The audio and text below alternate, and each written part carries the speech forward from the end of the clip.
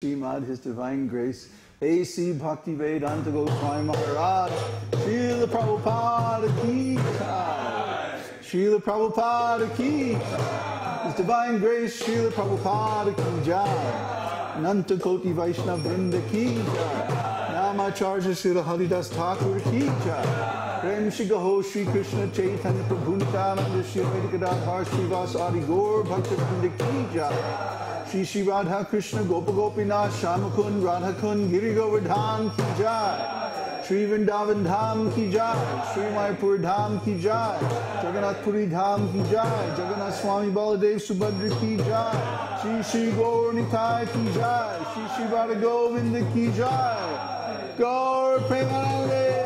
All glories to the assembled devotees, all glories to the assembled devotees, all glories to the assembled devotees.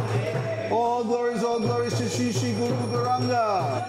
All glories to Srila Prabhupada. Nam Sankirtan Ki Jai.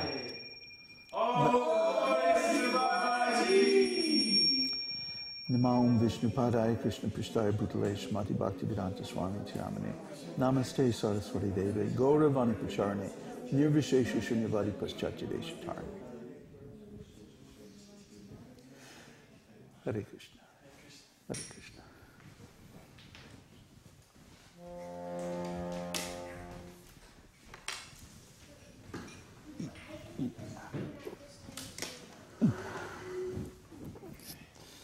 Okay, so Hare Krishna.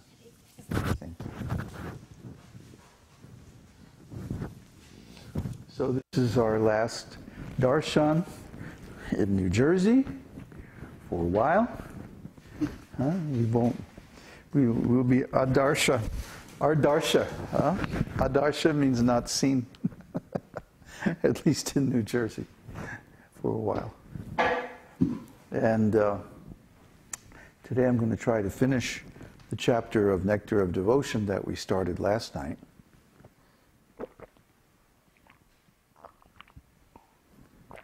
Hare Krishna.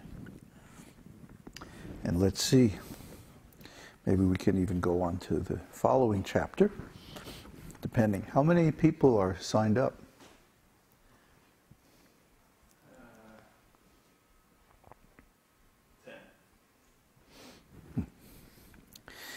Okay, so today we're going to continue reading from chapter 26, Stimulation for Ecstatic Love. Krishna's apparel and garlands. Generally, there are four kinds of garlands. Generally, there are four kinds of garments on the body of Krishna: his shirt, turban, belt, and wearing garments, meaning the dhoti.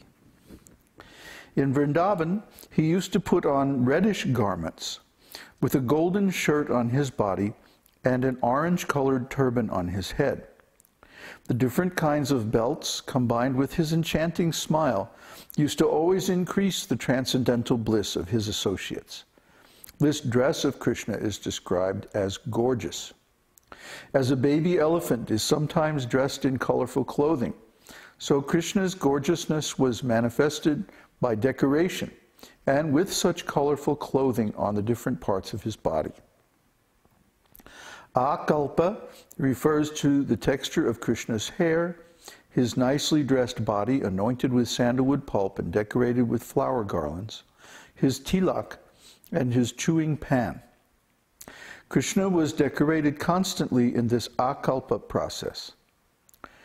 Krishna's hair was sometimes decorated with flowers placed on the middle of his head, or else it was reaching down to his back. In this way, Krishna dressed his hair differently at different times. As for the ointment on his body, the pulp of sandalwood generally appeared to be white, and when it was mixed with saffron, it appeared to be yellow.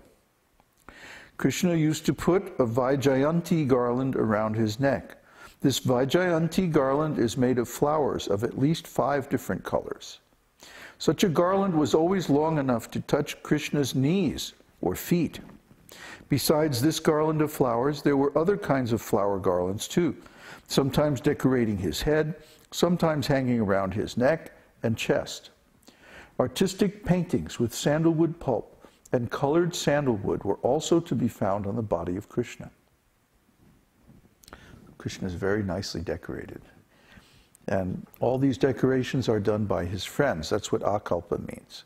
It means that he doesn't do it himself, but his friends and cowherd boyfriends and gopis would decorate him. One gopi addressed her friend and began to praise the bodily features of Krishna. She praised his blackish complexion, the reddish color of chewing pan, enhancing his beauty hundreds of times, the curling hair on his head, the kumkum, red spots on his body, and the tilak on his forehead. This kind of tilak is called urdhva pundra. Urdhva means raised upwards, and pundra means very beautiful.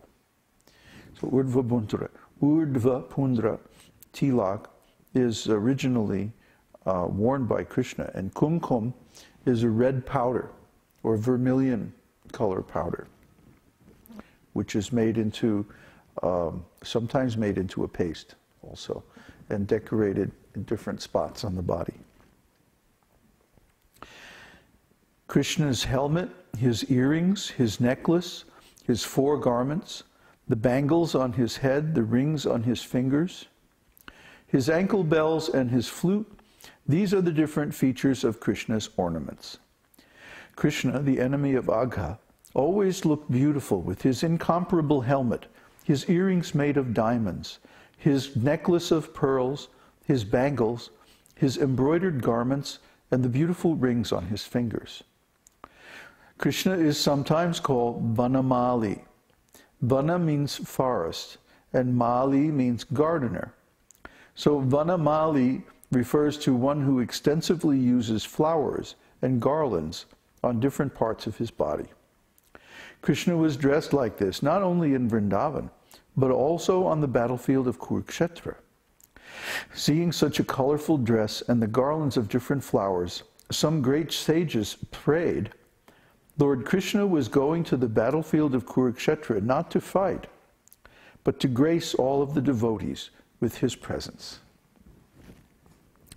So Krishna is very beautifully decorated. Krishna's flute. As far as his flute is concerned, it is said that the vibration of this wonderful instrument was able to break the meditation of the greatest sages. Krishna was thus challenging Cupid by advertising his transcendental glories all over the world. There are 3 kinds of flutes used by Krishna. One is called Venu, one is called Murali, and the third is called Vangshi. Venu is very small, not more than 6 inches long, with 6 holes for whistling. Murali is about 18 inches long, with a hole at the end and 4 holes on the body of the flute. This kind of flute produces a very enchanting sound. The Vangshi flute is about 15 inches long, with 9 holes on its body. Krishna used to play on these 3 flutes occasionally when they were needed. Krishna has a longer Vangshi, which is called Mahananda, or Sangmohini. And when it is still longer, it is called Akarshini. When it is even longer, it is called Anandini. This Anandini flute is very pleasing to the cowherd boys and is technically called Vangshuli. These flutes were sometimes bedecked with jewels. Sometimes they were made of marble and sometimes of hollow bamboo. When the flute is made of jewels, it is called Sammohini. When made of gold, it is called Akarshini. So these flutes are very wonderful, especially this Anandini flute. It's very long, like that. And it only has like 4 holes in the body, and you play them with these fingers. Like you hold the flute like this, and you play with these fingers. So it's only for playing the lower register of the raga. How long exactly is So there are all these different flutes, and they're for different purposes, different parts of the raga. or different parts of the songs that Krishna would play. Next section is about Krishna's buffalo horn. Krishna used a buffalo horn as a bugling instrument. This instrument was always highly polished, encircled with gold bands, and on the middle there was a hole. So you see these today in India, a little buffalo horn. It's about this long, and is hollow in the middle, and it has one hole. So the cowherd boys will play it like that. It's a very distinctive sound. Regarding these instruments, there is a metaphorical statement about a gopi named Taravali. It is said that Taravali was bitten by the most venomous snake of Krishna's flute. Then, in order to neutralize